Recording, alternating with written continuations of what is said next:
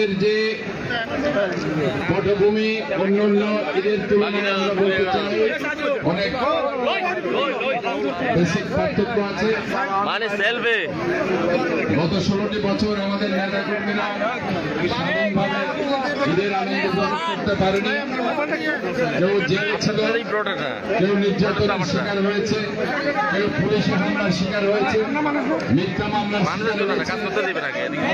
তাদের পরিজন ঠিকমতো করতে পারেনি, তাদের সন্তানরা ঠিকমতো ঈদের কাপড় কিনতে পারেনি, তাদের বউ মাদের বাপদের জন্য তারা কোনো কিছু দিয়ে দিতে পারেনি।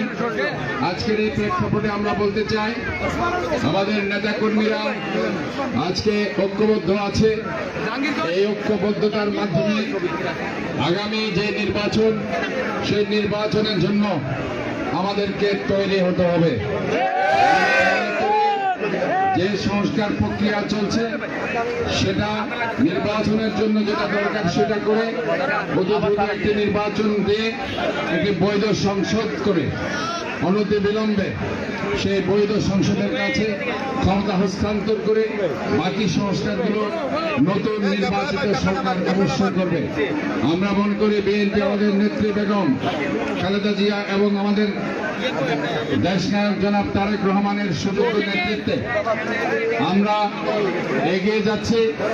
আমরা মনে করি সমস্ত বাধা বিঘ্ন অতিক্রম করে দেশনায়ক তারেক রহমানের 31 দফা বাস্তবায়নের মাধ্যমে আমরা বাংলাদেশের 16 কোটি মানুষের মৌলিক অধিকার, গণতান্ত্রিক অধিকার রক্ষার সংগ্রামে আমরা সবাই মিলে ঐক্যবদ্ধভাবে আমাদের দল বাংলাদেশ জাতীয়তাবাদী দলকে আবারও ক্ষমতা এনে মানুষের গণতান্ত্রিক যে অধিকার হারিয়েছে, আইনের শাসন, মানবাধিকার, কথা বলার স্বাধীনতা, সর্বোপরি ভোটের অধিকার, যে ভোটের জন্য আমরা বারবার সংগ্রাম করেছি, যে ভোটের অধিকার হারার কারণে 2014 সালে ভোটারবিহীন নির্বাচন, 2018 সালের দিনের পর রাতের নির্বাচন, 2024 সালের আমি দামি তুমির নির্বাচন, তাদের সমস্ত অবৈধ নির্বাচনের বিরুদ্ধে আমাদেরকে একটি বৈধ নির্বাচনের দিকে এগিয়ে যেতে হবে ইনশাআল্লাহ।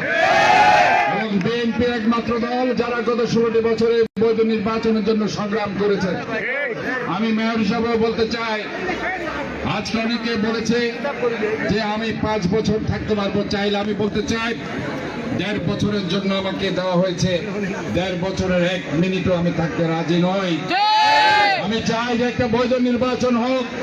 জনগণ যে নির্বাচন সেন্টারে গিয়ে নির্বাচন যেভাবে নির্যাতনে পরিণত হয়েছিল সেই ধরনের কোন নির্বাচন নয়। আমরা সাধারণ মানুষ যাতে উৎসব মুখর পরিবেশে গিয়ে ভোট দিতে পারে এই ধরনের একটা নির্বাচনী পরিবেশ আমরা চাই এবং সেটার জন্যই আমরা সংগ্রাম করছি ইনশাআল্লাহ। আজকে সবাইকে প্রস্তুতি গ্রহণ করতে হবে। ইনশাআল্লাহ বিজয় আমাদের সন্নিকটে।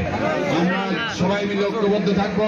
আর 5 আগস্টের পরে যেসব চাঁদাবাজ সন্ত্রাসীরা আমাদের দলের নেতা কর্মীদের উপর ভোট দিয়ে, কিছু কিছু নেতা কর্মীদের ভোট দিয়ে তাদের ফায়দা লুটার চেষ্টা করছে, তাদের বিরুদ্ধে সবাইকে ঐক্যবদ্ধ থাকতে হবে।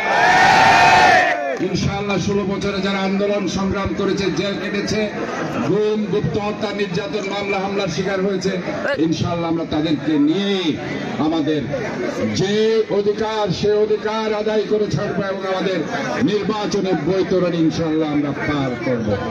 আমারও দেশ নেত্রী বেগম খালেদা জিয়া, দেশ নায়ক তারেক রহমানের পক্ষ থেকে আমি সবাইকে আন্তরিকভাবে ধন্যবাদ জানাচ্ছি, মোবারক জানাচ্ছি এবং এরশাদুল্লাহ ভাই আজকে যে অনুষ্ঠানটির আয়োজন করেছে আমি এরশাদুল্লাহ ভাইকে আন্তরিকভাবে ধন্যবাদ জানিয়ে, শুভেচ্ছা জানিয়ে এবং এলাকাবাসী যারা আজকে আমাদের দলীয় নেতাকর্মী উপস্থিত আছেন সবাইকে আবারও ঈদ মোবারক জানিয়ে আমি